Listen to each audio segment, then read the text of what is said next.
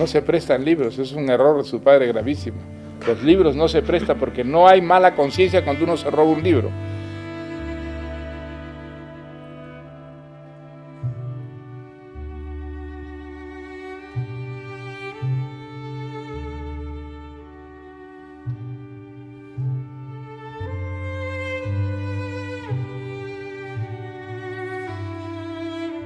Bueno, pues soy Mario Vargas Llosa y creo que soy muchas cosas, pero fundamentalmente un escritor.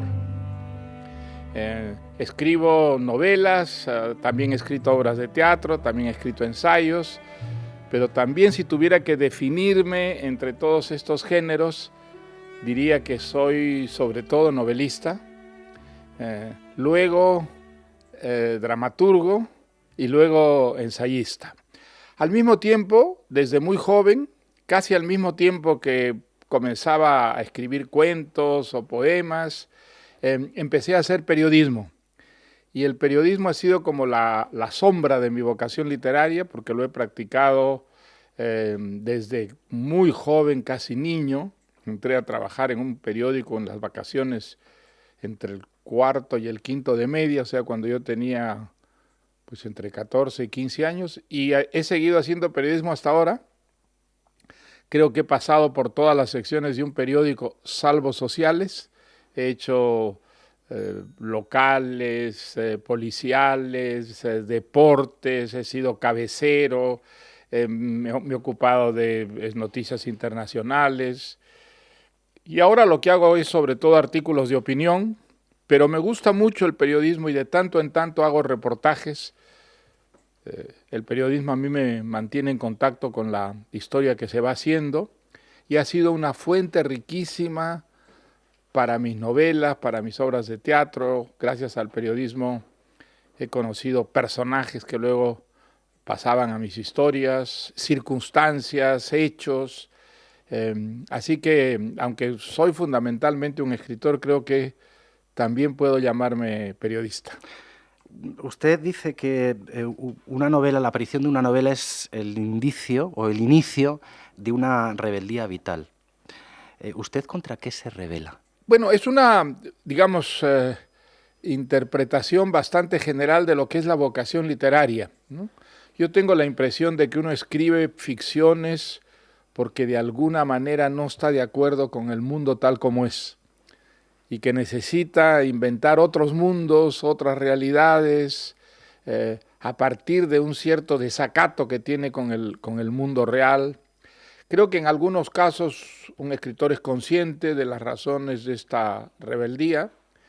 Los escritores políticamente motivados, por ejemplo, pues sí quisieran cambiar las circunstancias sociales, quisiera que hubiera más justicia o más libertad, o menos justicia o menos libertad también, se puede dar el caso, ¿no?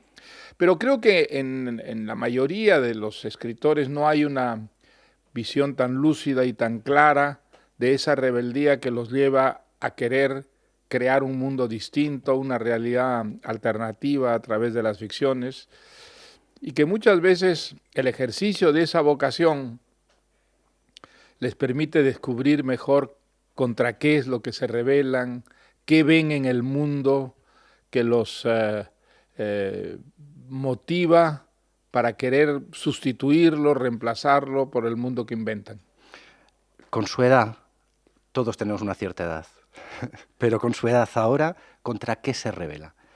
Que no se haya rebelado antes.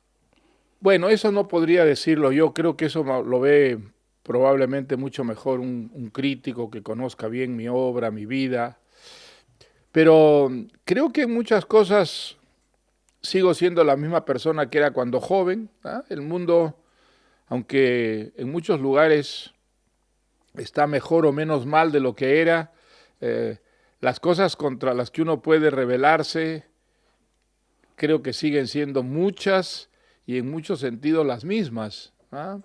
El mundo está mal hecho, no hay ninguna duda. Hay demasiadas injusticias en el mundo como para sentir un contento, una conformidad total con el mundo tal como es. Ojalá todos tuvieran las mismas oportunidades para salir adelante, para poder materializar sus anhelos, sus sueños. Ojalá la violencia hubiera desaparecido o por lo menos se hubiera reducido. Eh, Creo que el mundo ha progresado en muchos sentidos, pero en lo que concierne a la violencia no, porque hay unas armas de destrucción hoy día que permiten producir estragos como jamás en el pasado, como jamás pudieron, digamos, incluso soñar nuestros antecesores, ¿no? Así que creo que las razones para rebelarse son muy grandes, constantes, múltiples, y quizá eso forme parte de la vida humana, ¿no? Creo que nunca vamos a alcanzar la perfección, el tipo de la sociedad perfecta. Creo que eso es un delirio, una utopía, ¿no? Siempre habrá imperfecciones y por lo tanto el resultado bueno de todo eso es que siempre habrá una creatividad que se plasme o en obras literarias o en obras artísticas que expresen esa insatisfacción, ese desasosiego, ese malestar con el mundo tal como es. ¿Usted se muestra inseguro cuando tiene que escribir? Muy inseguro, sobre todo al principio muy inseguro.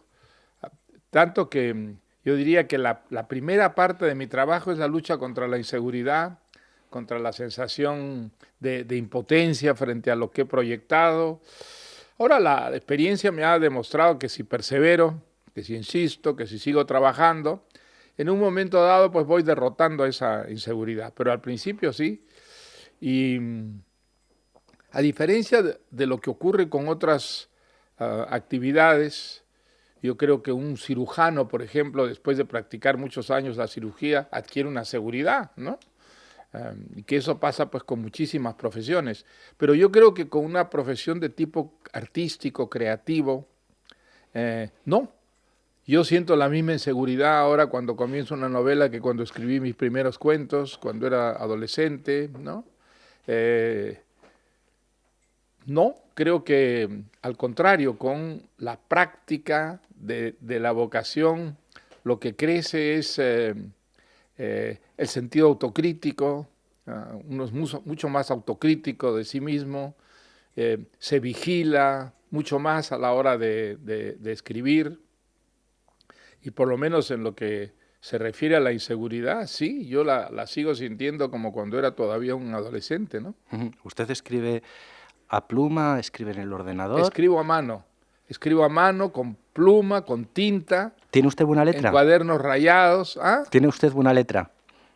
No, creo que tengo mala letra, pero lo que no podría es escribir ningún libro, e incluso los artículos que escribo, los escribo siempre primero a mano, que alguna vez he tenido que hacerlo directamente en el ordenador, pero no me gusta mucho la primera versión hacerla a mano, porque el ritmo de mi pensamiento está totalmente condicionado al ritmo de la mano, de la escritura, y por eso creo que yo pertenezco a esa última generación que va a dejar manuscritos. Ya los escritores no van a dejar manuscritos en el futuro, ya dejarán simplemente cintas grabadas, ¿no?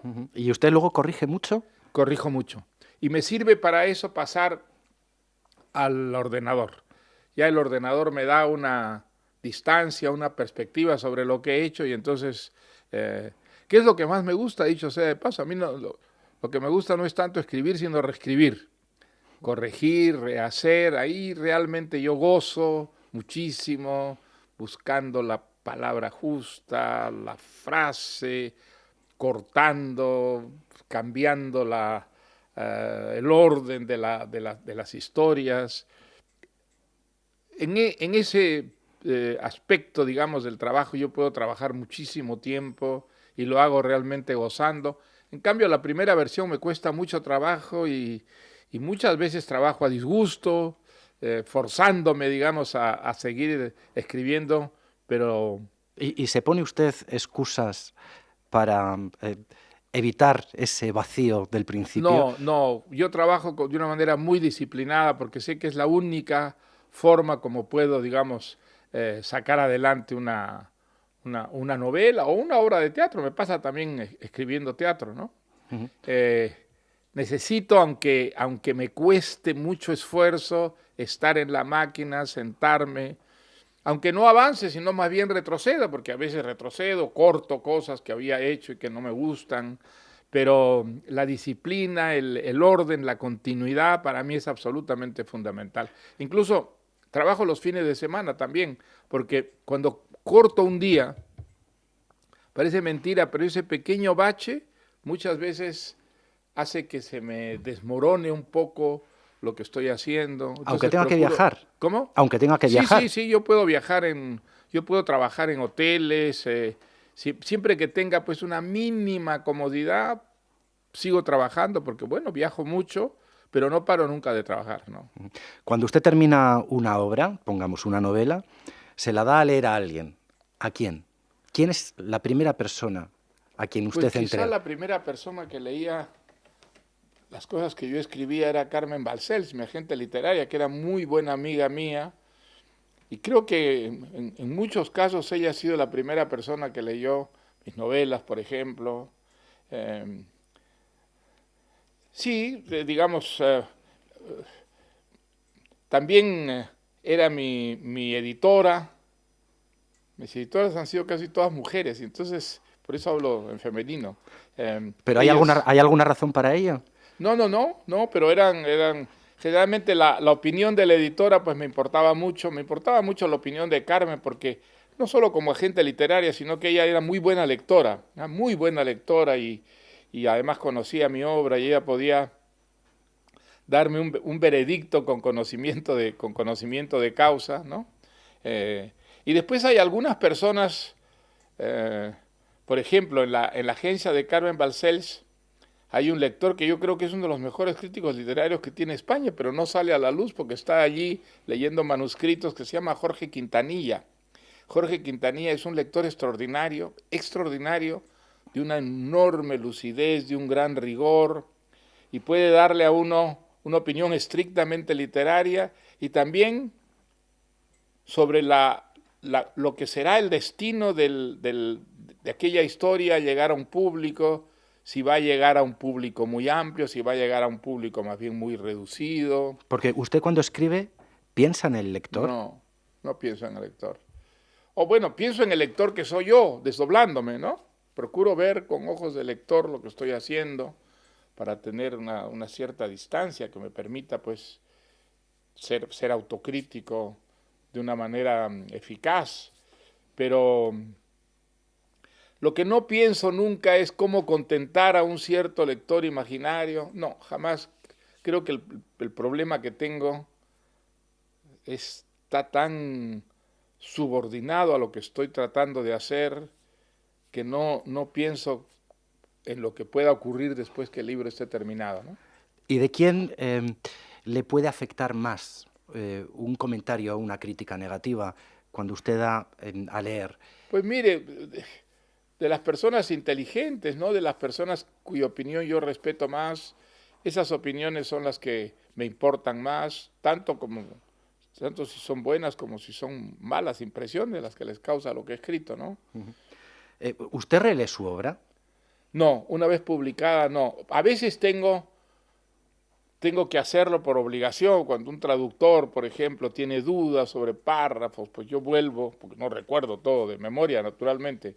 Entonces vuelvo sobre los textos, pero no me gusta releerme, porque siempre tengo la sensación de que hubiera podido mejorar, ¿no? El texto, que en el texto hay de repente cosas que chirrían. Entonces como ya es irremediable, el texto está ahí, ¿no? Yo creo que el texto publicado ya, salvo en casos muy excepcionales, hay que dejarlo tal como está, tal como uno creyó que estaba ya definitivamente, ¿no? Pero si puedo evitarlo, no me releo, no. Y usted lee mucho, Leo supongo. mucho, porque sigo siendo un convencido de que lo mejor que le puede pasar a una persona en la vida es ser un buen lector. Yo creo que la buena lectura es el placer supremo. ¿Se le ha cambiado la cara? Yo lo descubrí cuando tenía 5 años, que es la edad en que tenía cuando aprendí a leer, y recuerdo todavía allá en Cochabamba, en Bolivia, donde yo pasé mi infancia, mi niñez, ¿no? Cómo se enriqueció la vida con la lectura, con las historias que pues me hacían vivir experiencias extraordinarias, unos destinos fuera de serie, y que todavía tengo, creo, ese entusiasmo, ¿no?, extraordinario por un buen libro, que cuando empecé a leer mis primeros libros, ¿no? Y cuando usted lee ahora, frecuentemente encuentra la misma magia que dice que tuvo o que Hombre, le no, envolvió con no, los Tres no, Mosqueteros. soy mucho más exigente ahora, ¿no? Con todo lo que he leído, pues soy mucho más exigente. ¿Deja Y los libros en la entonces, mitad? antes no lo hacía. Hasta hace relativamente pocos años tenía la sensación de que uno abría un libro y tenía la obligación de terminarlo, pero ya no. Ahora, realmente, si un libro no es capaz de concentrar mi atención y exigirme, digamos, una asiduidad, y empiezo a sentir que estoy haciendo un esfuerzo, no, creo que ya no. Cuando uno es joven piensa que tendrá tiempo para leer todos los libros, y después poco a poco se va dando cuenta que no. Y entonces que es mejor ser selectivo, ¿no?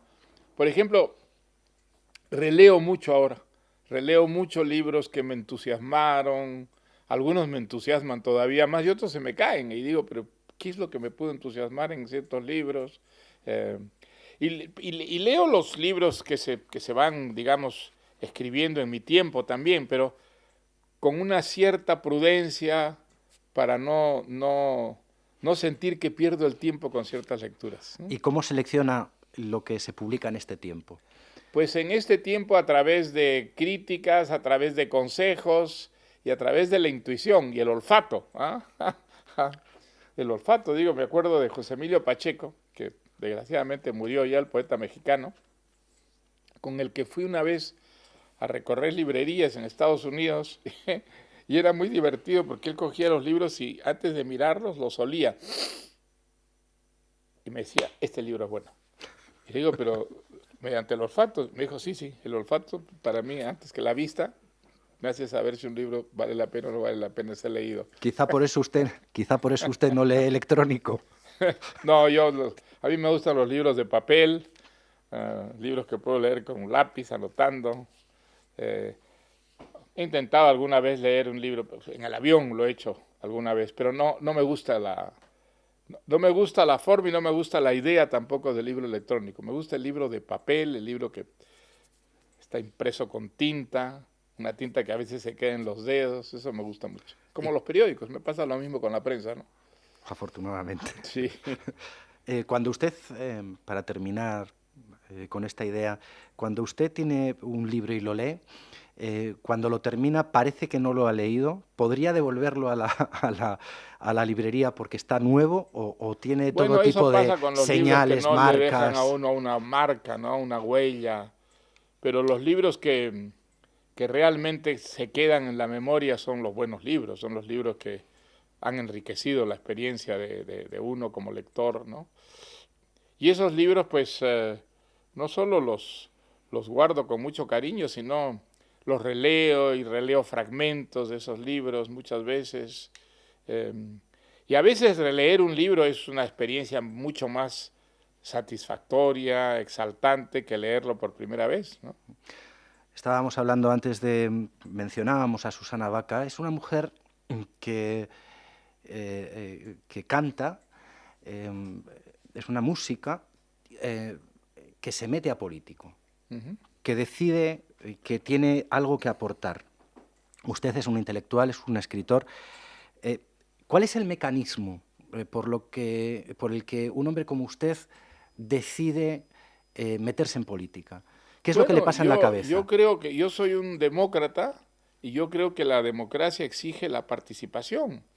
Eh, no solo la permite, sino que la exige, ¿eh? Creo que quienes no participan en política no tienen derecho a protestar, no tienen derecho a quejarse, ya que la democracia les da la oportunidad de intervenir y de alguna manera, digamos, mejorar o por lo menos cambiar las cosas, ¿no? Entonces, creo que todos, sin excepción, no solo los escritores, los pintores, los músicos, todos los ciudadanos tienen la obligación moral de participar en política de alguna manera, ¿no? No digo haciendo política profesional, ni muchísimo menos, pero una participación en el gran debate cívico que hay en toda sociedad democrática, ejercitar los derechos y también respetar los deberes, ¿no es cierto?, que implica el vivir en una democracia. Entonces, ese ha sido el tipo de participación que he tenido yo en política. El periodismo ha sido justamente el vehículo por el cual he podido participar durante muchísimo tiempo, opinar, de alguna manera intervenir cívicamente, ¿no? Eh, Salvo un periodo muy especial donde las circunstancias me empujaron a hacer política, digamos, profesional. Fui candidato en mi país y eso fue un periodo que duró 3 años, que me sirvió, entre otras cosas, para saber que no tengo ninguna vocación ni pasta de político, ¿no? Lo hice empujado más por unas circunstancias. No es una experiencia que lamente, pero no es una experiencia que repetiría jamás, ni recomendaría a ningún escritor que la practique. Fue muy ingrata. Al mismo tiempo fue muy instructiva, porque muchas veces un intelectual tiene una idea de la política que no corresponde realmente a la realidad de la política, ¿no? Ve la política desde una biblioteca, ve la política como un proyecto, como un esquema de ideas, como un plan de gobierno, y eso es lo mejor que tiene la política. Pero la política al día a día, y sobre todo en una campaña electoral, es algo muy distinto, es algo en lo que el poder, digamos, ejerce una influencia que es en muchos casos malsana, destructiva. Pero usted ha dicho no tenía pasta de político. No, ninguna. ¿Cuál es la pasta del político? Hombre, el político tiene que ser una persona como un escritor o como un músico, con ciertas capacidades, con ciertos dones y sobre todo con ciertos apetitos. Hay que tener una ambición determinada, una seducción por el poder, que yo nunca he tenido, al contrario, he tenido siempre una gran desconfianza hacia el poder. Por eso es que soy un liberal, porque creo que el poder es la fuente de algunas cosas buenas que nos pasan, pero sobre todo de muchísimas cosas malas, ¿no? Que entonces el poder debe estar tenido a distancia, debe ser contrapesado con otros poderes para que pueda causar menos daños, ¿no? Entonces, esa experiencia fue una experiencia muy excepcional, pero no fue una decisión libre, fue más aceptar unas determinadas circunstancias. Pero digamos, fuera de eso sí, yo creo que todos tenemos la obligación moral de hacer algún tipo de política, y yo la hago pues de esa manera, ¿no? Escribiendo, opinando, participando en el debate cívico, sin olvidar que mi vocación primordial, no es la política, sino la literatura. Usted se ha definido como liberal, pero hubo un tiempo en el que no lo fue. Claro que no. Fue un cambio que... Fue un cambio gradual, fue un cambio, yo como todos los jóvenes de mi generación, bueno, todos, es una exageración, pero como muchísimos jóvenes de mi generación, sobre todo en América Latina, pues vimos el socialismo como la mejor manera de luchar contra un estado de cosas que nos parecía horrendo, dictaduras militares, enormes desigualdades sociales, injusticias flagrantes, corrupción. Y entonces el socialismo parecía el camino para crear una sociedad justa, genuinamente libre, de verdadera igualdad y fraternidad. Yo me desencanté bastante rápidamente porque los comunistas en el Perú, como decía un amigo venezolano, éramos pocos pero bien sectarios.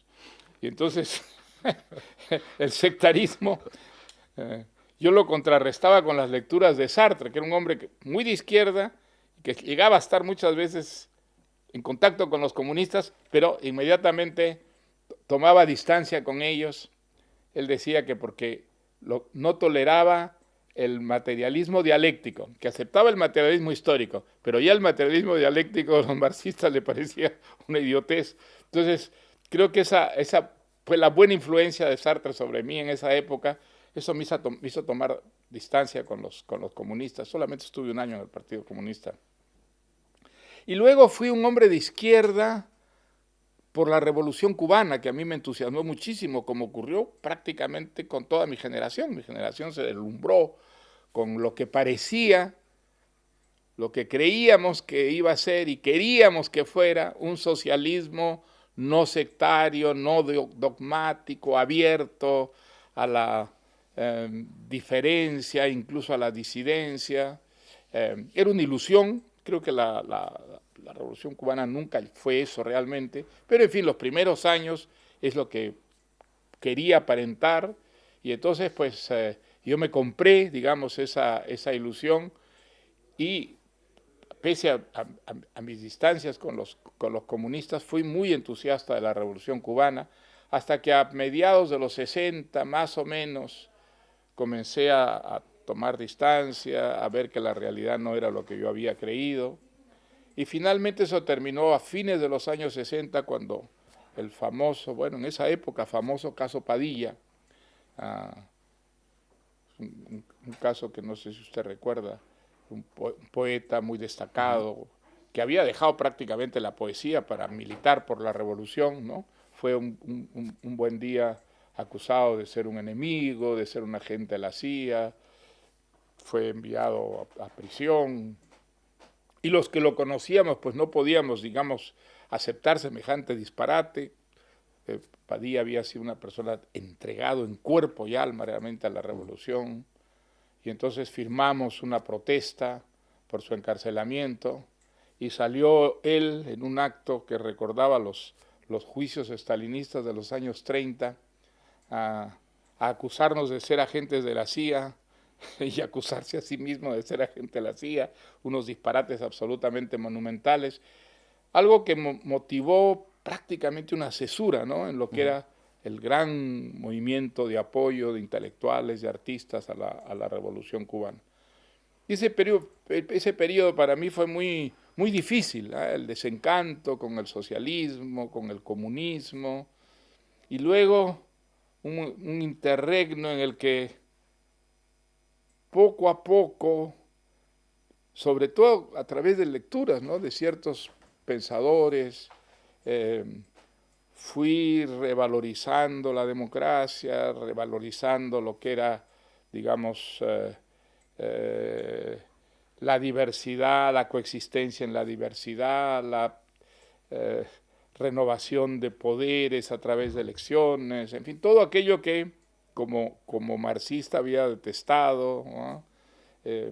Y fue un proceso largo, ¿no? Fue un proceso de varios años, hasta que básicamente por la lectura de ciertos pensadores como Popper, por ejemplo, que me marcó muchísimo, desde luego Isaías Berlín, y después pues Hayek, Revel, Camus, a quien yo escribí un librito cuando era muy joven que se llamaba Entre Sartre y Camus, en el que me declaraba sartreano y anticamusiano, y fue como un regreso a Camus y una toma de distancia con Sartre, lo que me fue empujando cada vez más dentro de las opciones democráticas al liberalismo, ¿no? Puede parecer una salida de pata de banco, pero he leído que usted leía Góngora en la campaña, durante la campaña electoral presidencial. Mire, la campaña electoral era algo terrible que exigía una concentración de mañana, tarde, noche. No tenía tiempo para escribir, desde luego, pero no tenía tiempo para leer tampoco, ¿eh? Era una cosa terrible, solo leía informes, leía... Y entonces tenía una nostalgia enorme de mis horas de lecturas diarias. Y entonces me levantaba muy temprano, muy temprano, a veces a las 5 de la mañana, para poder leer aunque fuera media hora, y leía Góngora, porque era la mejor manera de salir totalmente del mundo en el que yo estaba y entrar a un mundo de pura belleza, de perfección formal, ese mundo creado pues por la alucinante, digamos, destreza verbal, ¿no?, de ese dominio tan increíble del lenguaje, las maravillas que hizo él con nuestra lengua. Entonces, esa media horita era para mí realmente como una media hora de respiración, de serenidad, de belleza, en un día que era todo lo contrario, ¿no?, porque se vivía en una tensión. Hay que recordar que esas elecciones en el Perú fueron elecciones en un contexto de una violencia terrible, que era la violencia del terrorismo, de Sendero Luminoso, del movimiento Tupac Amaru, de los militares, de los grupos, digamos, antiterroristas, que eran grupos terroristas también, montados por el gobierno. Entonces, se vivía en un clima de una exacerbación, de un encono casi indescriptible, donde la literatura simplemente no cabía, ¿no? Entonces, mis lecturas de Góngora tenían que ver con eso, era buscar una pequeña tabla de salvación cada día, ¿no? He leído, y poco, la verdad, que usted sufrió, no sé si uno o dos intentos Hubo de... 2 intentos de asesinato, uno en el aeropuerto de Pucallpa, una ciudad de la selva, donde estábamos llegando nosotros y habían preparado una emboscada los terroristas del MRTA. Y fue un milagro que un grupo campesino, que habían creado grupos de autodefensa contra el terrorismo, chocara con ellos. Y entonces, cuando el avión estaba aterrizando, hubo un tiroteo entre ese grupo de autodefensa y ese comando de... Y entonces, pues fue, digamos, una suerte para nosotros, pero fue una desgracia para esos campesinos, que varios de ellos estaban heridos. Y yo recuerdo que lo primero que hice fue verlos en el hospital, ¿no? Y después la segunda vez pusieron una bomba, eso creo que fue Sendero Luminoso. Se metieron en una escuela de turismo vecina a la casa donde yo vivía en Barranco y pusieron una bomba que si hubiera estallado hubiera matado probablemente a mi hija Morgana, porque la pusieron junto al cuarto de Morgana. Afortunadamente no estalló y antes de que estallara la descubrió un sereno que cuidaba esta academia de turismo. Y fueron esos 2 intentos, bueno, afortunadamente fracasados, pero para que vea usted la violencia con que se llevó a cabo esa campaña electoral. A nosotros solamente en los 2 últimos meses, entre abril y junio, que fue la segunda vuelta, ¿no? Nos mataron más de 100 personas.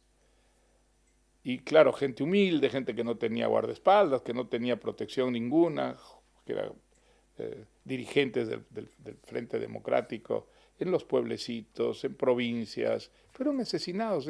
Yo recuerdo esos 2 meses que fueron verdaderamente pesadillescos, levantarme cada mañana diciendo ¿a quién van a matar hoy día? ¿A quién me van a decir que han matado hoy día? Fue verdaderamente terrible, sobre todo esa última época, ¿no? ¿Le quedó miedo? ¿Le dejó el cuerpo Mire, con no miedo? sé si miedo, eh, pero era vivir en una especie sobre todo esos 2 últimos meses en que yo sabía que en la segunda vuelta yo no podía ganar de ninguna manera, que iba a haber una gran coalición contra mí, como ocurrió. Y entonces hacer campaña, sabiendo que no había ninguna esperanza de ganar las elecciones, simular que había entusiasmo y que tratábamos todavía de contagiar un entusiasmo a los electores, era una tensión verdaderamente terrible, ¿eh? Recuerdo con verdadero horror esos 2 últimos meses de campaña. ¿Sí? Vamos a cambiar de tema. Usted ha dicho que es difícil no ser vanidoso cuando uno recibe halagos. No sé si este es uno de los premios que conlleva o de los castigos que conlleva el ser Nobel. Hombre, digamos, vanidoso, pues yo creo que todos somos vanidosos, ¿no? Todos somos vanidosos. Pero ¿cómo lo combate Ahora, usted? mire, los años sirven, cuando uno es escritor, por lo menos para saber una cosa, que el veredicto definitivo sobre lo que uno ha escrito, si vale o no vale, si va a durar o no va a durar, no lo puede dar nunca nuestro propio tiempo. Es algo que solo va a saberse cuando uno ya no esté allí, ¿no es verdad? Solo la posteridad es la que determina realmente la verdadera cualidad de una obra, la excelencia o el fracaso total de lo que uno ha escrito. Entonces, yo creo que en ese aspecto, por más halagos que uno reciba, sabe muy bien que el veredicto definitivo no viene jamás de los contemporáneos. Lo que decía Antonio Machado, precisamente, de no perseguir la gloria de dejar en la memoria de los hombres mi canción. Perfecto. Mire, hay un caso que es un caso devastador. ¿Usted sabe a quién le dieron el primer premio Nobel de literatura? Lo desconozco. Mire, se lo dieron a un poeta francés que nadie lee. Nadie lee. Estoy absolutamente seguro que si uno busca sus libros en las librerías francesas, no los encuentra, porque yo no creo que se haya reeditado, y probablemente se vaya a reeditar porque es un poeta considerado de tercer orden hoy en día. Sully Proudhon. ¿Y usted sabe con quién compitió? ¿Cuál fue el otro finalista y que los académicos suecos eligieron a Sully Proudhon? Era Tolstoy, el autor de La Guerra y la Paz. Entonces, si se pudieron equivocar de esa manera tan absolutamente monstruosa de elegir a un poeta de tercera con el escritor probablemente más grande, ¿no es cierto?, del siglo XIX, lejos, ¿no? Gran novelista, el gran creador, comparable a Shakespeare, comparable a Cervantes. Entonces, creo que esa es una muy buena lección para saber que los contemporáneos no tienen la última palabra, que la última palabra vendrá mucho después, y entonces las razones para ser vanidoso son casi tan absurdas como las razones para ser envidioso, ¿no es verdad?, para tener, digamos, ese tipo de inquina que es autodestructiva, que produce la envidia, ¿no? Así que no, en eso yo, en ese campo concretamente, no creo que practico la vanidad de la que somos víctimas todos los seres humanos, ¿no? ¿Y le es fácil diferenciar entre quien le halaga porque le quiere y quien le alaba por interés? Hombre, digamos, fácil no es siempre, pero en muchos casos sí. En muchos casos uno sabe si el halago es genuino, auténtico, o si está inspirado en algún interés, ¿ah? Si hay una búsqueda de una cierta reciprocidad de algún tipo. A veces es posible diferenciarlo, sí. Es duro. Usted ha llegado a la cima. Acaba su obra ser editada en Pléyade. En la Pléyade, Pléyade. sí. Bueno, va a aparecer, aparecen solamente el 5 de abril, pero ya están ahí. Usted ha llegado. ¿Es muy duro, le ha resultado muy duro llegar ahí arriba? No, digamos, me resulta duro escribir, sí, me resulta muy duro, pero creo que he tenido mucha suerte yo. Yo soy muy consciente de que he tenido muchísima suerte, que hay muchísimos escritores que no la tuvieron. ¿Ah? El caso más atroz quizá sea el de Tommaso de Lampedusa, ¿no? Yo creo que él escribió una obra maestra absoluta, que es El gato pardo, una de las grandes novelas del siglo XX, sin ninguna duda. Y sin embargo, 7 editoriales italianas rechazaron su novela. Elio Vittorini, que era el gran gurú de la literatura italiana, escribió una carta infame, innoble, al editor de Einaudi, diciéndole: este es un buen libro, pero no se debe publicar de ninguna manera, porque ideológicamente es un veneno. Es un libro que defiende el pasado, defiende las estructuras absolutamente con las que queremos. Elio Vittorini, uno de los hombres se creía más inteligente de su tiempo, él cometió la vileza indecible de impedir que se publicara una novela que era imposible que no se diera cuenta que era una obra maestra absoluta.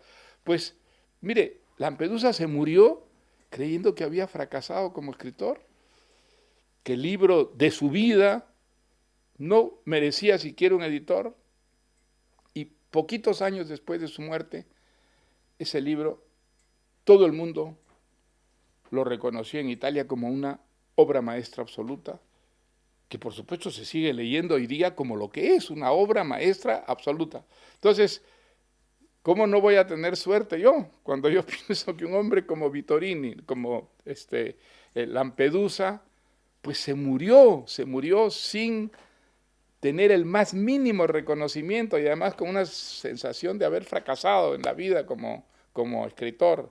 No, yo creo que he tenido muchísima suerte. Y sé que pues la suerte acompaña a veces con justicia y a veces con mucha injusticia, ¿no es verdad? A ciertos escritores. Pero yo creo que lo mejor que me ha pasado a mí no son tanto los premios que he recibido, creo que es poder dedicarme a partir de cierto momento en mi vida a lo que más me gusta en la vida, que es escribir y que es leer.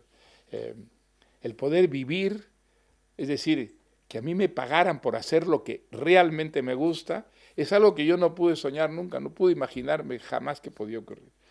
Cuando yo era jovencito en el Perú, pues un escritor era una persona que tenía que tener un trabajo alimenticio para poder pagarse el lujo de ser un escritor. Entonces yo nací con la idea de que eso sería para mí mi vida de escritor. No ha sido eso, he tenido mucha suerte, así que,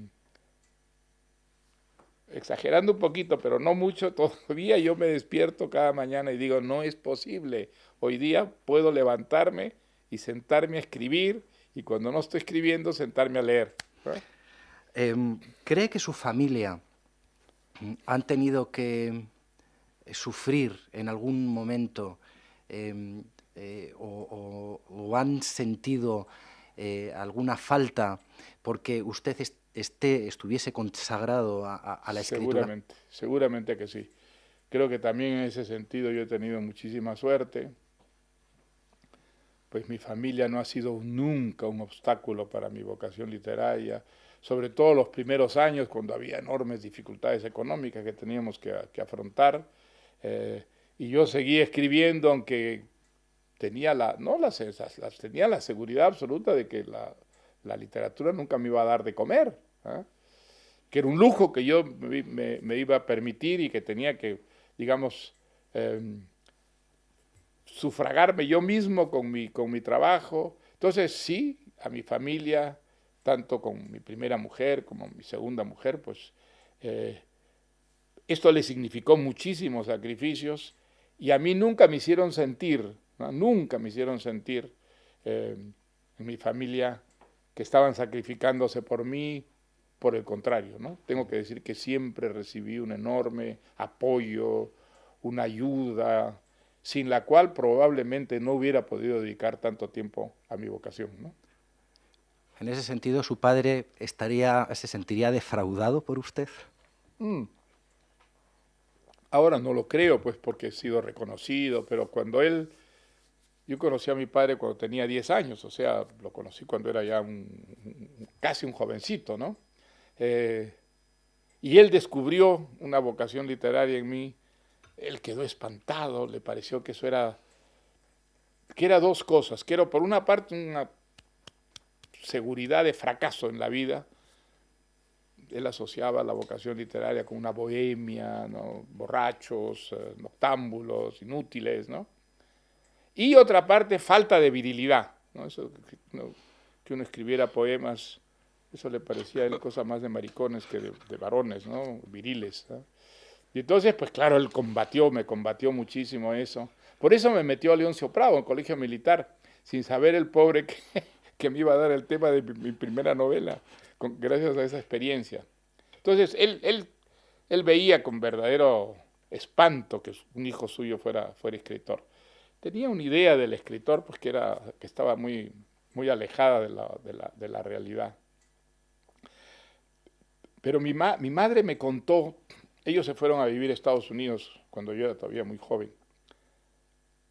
Mi madre me contó, claro, él no hablaba para nada de las cosas que yo escribía, era un tema que evitaba,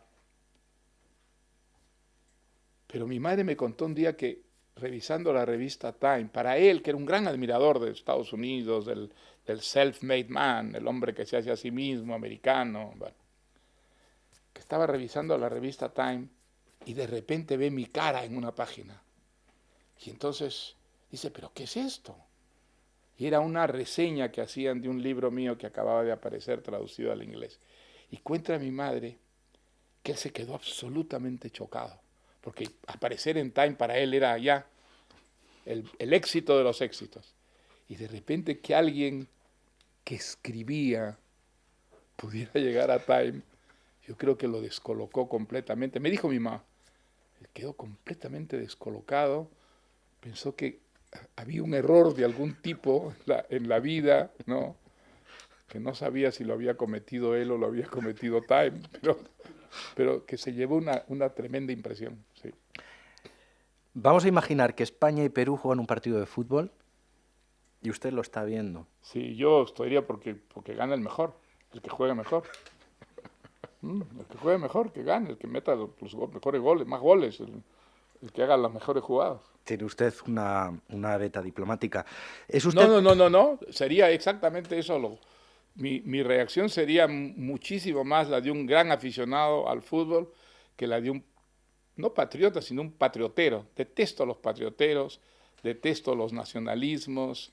Eso me parece una perversión humana que ha hecho correr mucha sangre, mucho encono en la vida. Entonces, me siento muy alejado de toda forma de patrioterismo, ¿no? Lo que no, digamos, eso no es, eso no tiene nada que ver con el cariño que uno puede sentir por el país en el que nació o por el país en el que creció, eh, que le ha dado una lengua, que le ha dado unas imágenes, que le ha dado eh, un tipo de sensibilidad, que uno tenga, pues, digamos, una gran eh, cercanía, una emotividad muy grande con eso es sano y es perfectamente legítimo, ¿no? Ujú. Pero el nacionalismo es algo que se ejerce contra el otro, ¿no? Es una manera de defenderse y atacar y separarse del otro, considerar que haber nacido en un lugar es de por sí un valor. Entre las estupideces humanas, esa es una de las más preclaras, ¿no? Usted ha pasado muchas horas en el avión, en aviones, yendo de una ciudad a otra. ¿Dónde está su casa? ¿En qué ciudad está su casa? Pues mire, mi casa está donde yo estoy. Mi casa está donde yo estoy hace ya muchísimos años. He vivido en tantos sitios. Estoy constantemente desplazándome. Una vez con mi mujer empezamos a hacer la lista de las casas en las que habíamos vivido, estableciendo como limitación un mínimo de 3 meses en un lugar. Y llegamos a la 40 y tantos. Entonces, eso le da idea de esa especie de, pues, movimiento casi perpetuo en el que ha sido mi vida. Entonces, me siento mejor en algunos sitios que otros, pero extranjero creo que no me he sentido nunca en ningún país. Incluso en países donde no hablaba la lengua, he podido vivir muy bien y sentirme como en casa. En Berlín, por ejemplo, me encantó vivir en Berlín y hubiera podido vivir el resto de mi vida en Berlín sin problemas, a pesar de que el alemán no lo llegué a dominar nunca, ¿no? Con lo que está sucediendo, con lo que estamos viviendo, ¿se sentiría, siendo joven, extranjero ahora en No, al Europa? contrario, yo creo que España se está subdesarrollando políticamente estos últimos tiempos, ¿no? Se está acercándose cada vez más a la América Latina que yo he vivido de joven. Espero que sea un movimiento puramente transitorio, que vuelva a recuperar la sensatez, porque esa regresión creo que le puede traer tremendos perjuicios. Cinco Esquinas, radiografía, el comportamiento del periodismo amarillo. ¿Por qué cree que existe el periodismo amarillo? Yo creo que es una consecuencia de la cultura de nuestro tiempo. Creo que es un fenómeno que deriva de una forma, una manera de entender la cultura en nuestro tiempo, en la que la diversión ha pasado a ser el valor supremo. Divertirse, entretenerse, no aburrirse, esa parece ser la función de la cultura. Tiene muchos valedores porque hay quienes piensan que por fin hay una cultura democrática, una cultura que llega a todo el mundo, que la cultura ha dejado de ser esa cosa elitista, ¿no es cierto? Ese monopolio de unas minorías eh, que privaba al resto de la sociedad de la cultura. Hoy día no, la cultura está al alcance de todo el mundo y es eso, es un entretenimiento, una forma de diversión, una especie de juego excelente. Y entonces el periodismo se ha visto muy afectado con eso, porque el periodismo cuya misión era informar, fundamentalmente ahora es entretener, divertir. Y por supuesto, divertir, entretener, eso puede llevarnos a lo que significa el amarillismo. Nada entretiene más que lo morboso, que lo escandaloso, ¿no es verdad? Hay una exigencia cada vez mayor para que el periodismo sea eso. Y la prueba es que hace algunos años todavía había una clarísima frontera entre un periodismo serio, responsable, y un periodismo irresponsable, chismoso, amarillo. Hoy en día ya es muy difícil establecer esa frontera, porque incluso los periódicos y las revistas más serios, para sobrevivir, para responder a esa exigencia del público, han ido abriendo sus páginas a la chismografía, a veces con más calidad, otras con menos calidad, ¿no? Pero, digamos, es una tendencia que es muy fuerte y prácticamente irresistible. Y en lo que es el tercer mundo y el primer mundo se dan la mano, porque el fenómeno se da en Bolivia, en Perú, en Costa Rica y en Inglaterra y en Alemania, ¿no? Y en Francia. Entonces,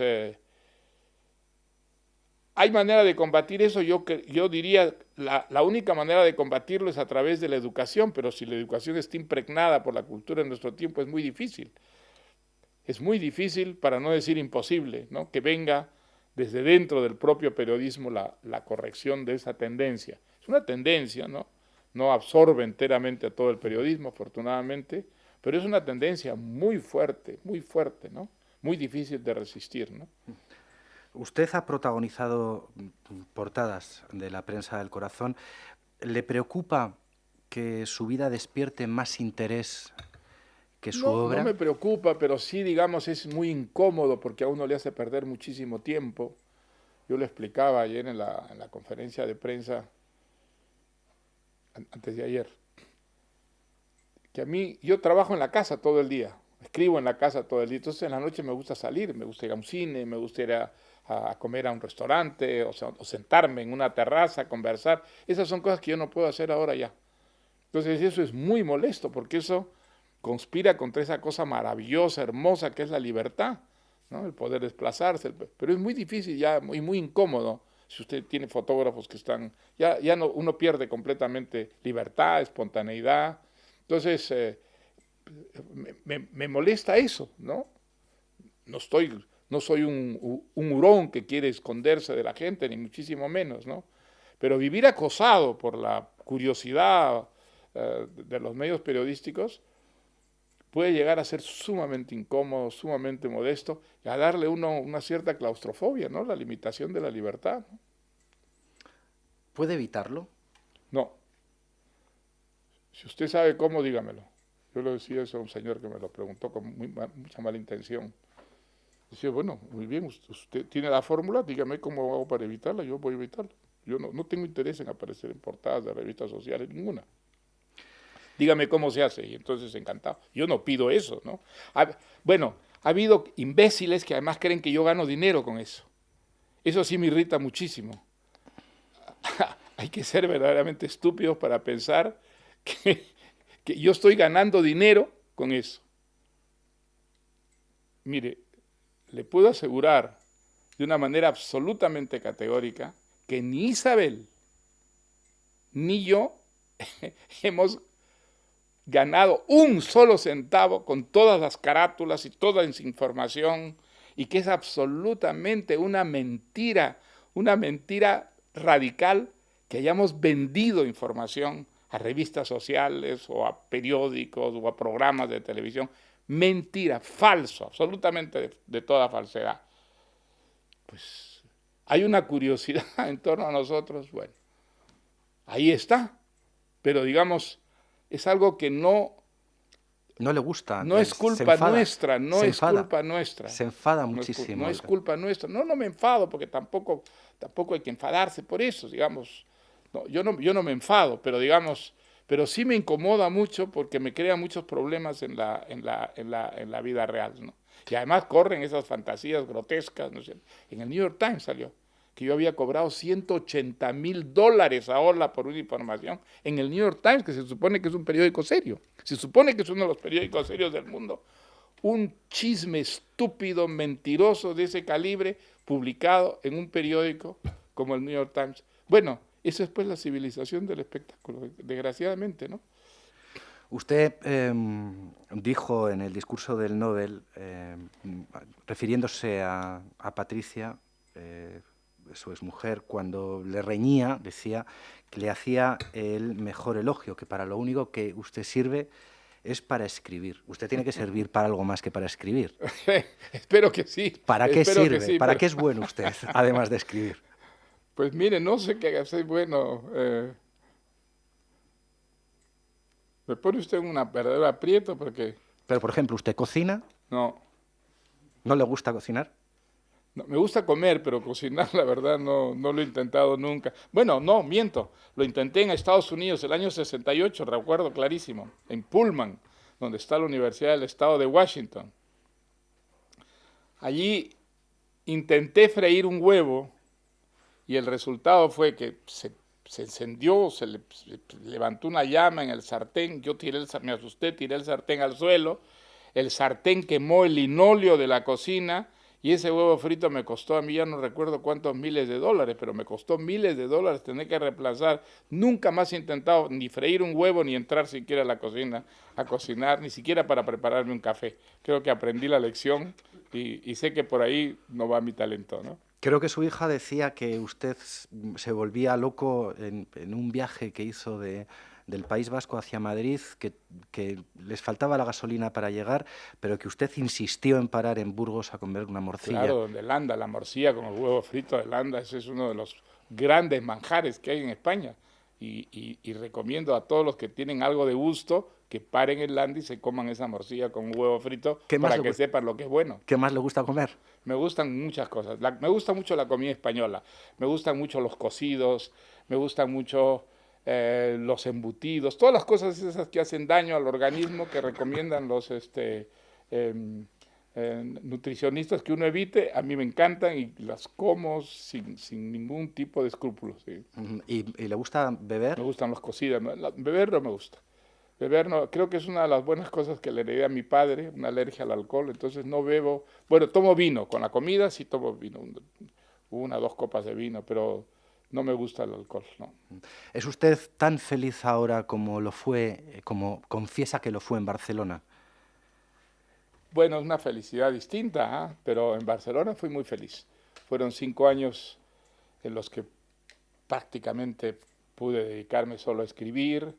Eran unos años además muy bonitos en Barcelona, en los que escritores españoles e hispanoamericanos se reencontraban después de 40 años. Y fue Barcelona, del puente, donde se unieron.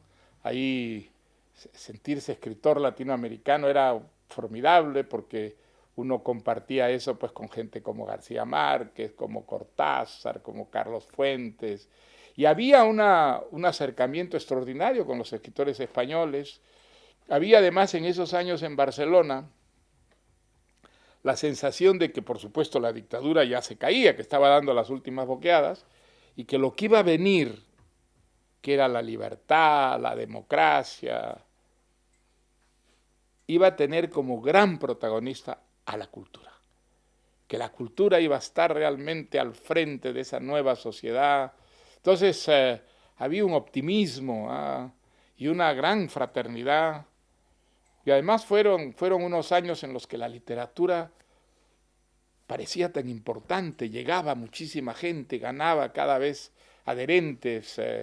Escribir le daba a uno la sensación no solamente de estar materializando una vocación, sino estar contribuyendo a lo que iba a ser una gran transformación, ¿no es cierto? Creo que fueron unos años muy bonitos que todos los que tuvimos la suerte de vivirlos los recordamos.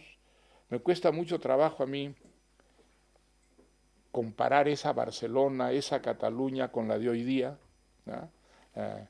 A mí no me creen cuando yo digo que en esos 5 años que viví en Barcelona yo no conocí un nacionalista. No conocí uno solo. Conocí escritores que escribían en catalán, por ejemplo, Gabriel Ferrater era muy amigo mío, pero Gabriel Ferrater que escribía en catalán, y él que le gustaba mucho el fútbol decía, porque yo puedo disparar mejor escribiendo en catalán, pero eso, él no era un nacionalista, ni remotamente, no es un nacionalista. Era uno de los pocos, de los rarísimos escritores a los que le gustaba el fútbol y no tenía vergüenza de decirlo. Íbamos con él a ver jugar al Barça porque le gustaba muchísimo. Todos los otros escritores pensaban que no, que, que era malo que a un escritor le gustara el fútbol, pero a él le gustaba, lo decía, pero sí tengo grandes recuerdos con esos años de Barcelona. Sí. ¿Hay cosas que le gustaría olvidar y no puede? Hombre, muchas cosas, por supuesto, pues no se las voy a decir cuáles, naturalmente. Esos son los secretos feos que arrastramos todos, pero desde luego me gustaría muchas cosas que no hubieran ocurrido como ocurrieron. Sí, desde luego que sí. ¿Y siente usted vergüenza como la que dice que sintieron sus abuelos? ¿La ha sentido alguna vez? ¿Que mis abuelos? Como sus abuelos, que en un punto determinado sintieron vergüenza, fueron sus abuelos, sus tíos en Arequipa. Ah, sí, claro. Claro, sí, claro, cuando mi padre abandonó a mi madre, sí, claro, sintieron. Yo creo que la razón por la que la familia se fue a Bolivia fue por la vergüenza que ¿Pero sintieron. usted ha sentido esa vergüenza? No, nunca. No, porque esa partía de un prejuicio, ¿no? De un prejuicio tremendo, que los matrimonios eran eternos, debían ser eternos, que una mujer abandonada era una mujer de alguna manera contaminada, desgraciada, y todo eso los avergonzaba. Hombre, yo quiero mucho a mis abuelos, me criaron, fueron mis verdaderos padres, mis abuelos, ¿no? Pero eran muy conservadores, muy católicos, y entonces, claro, eso que ocurrió fue para ellos un trauma, ¿no? Un verdadero trauma, tanto que me ocultaron que mi padre estaba vivo, que me hicieron creer que mi padre estaba muerto, porque la idea del divorcio era una idea que no les cabía en la cabeza, ¿no? Vamos a ir terminando. Luego tengo que hacerle dos peticiones.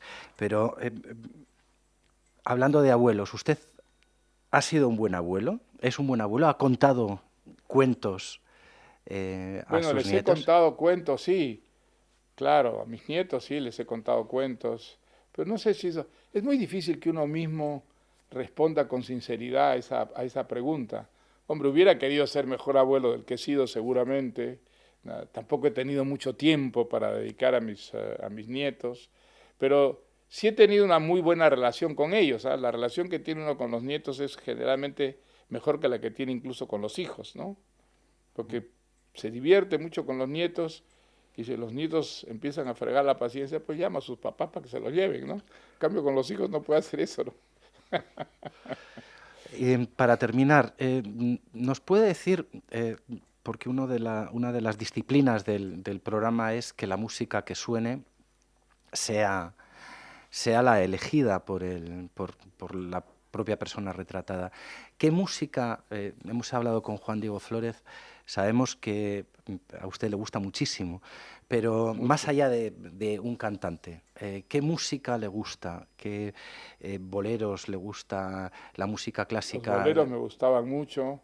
Eh, Me gustó el mambo, que fue la última música que creo yo bailé de una manera más o menos decorosa, haciendo figuras, aunque usted no lo crea.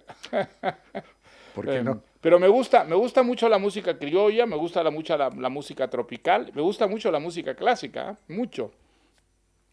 Soy un gran entusiasta de la música clásica. Pero, por ejemplo, ¿de Y quién? puedo, ¿de quién? De Mahler, por ejemplo. Mahler para mí es uno de los grandes, grandes compositores, digamos, modernos, uno de los que arranca lo que se llama la música moderna, sin que ningún compositor moderno lo haya alcanzado, lo que es la riqueza, la originalidad de Mahler, ¿no?